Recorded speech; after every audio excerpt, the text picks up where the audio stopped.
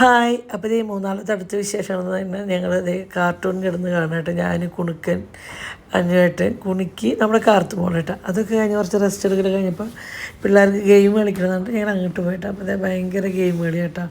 വലിയവർ തൊട്ട് ചെറിയവർ വരെ ഭയങ്കര എൻജോയ്മെൻ്റ് ആയിരുന്നു. അത് കഴിഞ്ഞിട്ട് ഞങ്ങൾക്ക് ഉച്ചത്തേക്കുള്ള ഫുഡ് ഞങ്ങൾ ഓർഡർ ചെയ്തു കേട്ടോ. പക്ഷേ ഞങ്ങൾക്ക് വിശപ്പില്ലാത്തതിനും ഞങ്ങൾ വളരെ കുറച്ച് കേരള റൈസ് മതി എന്ന് പറഞ്ഞു.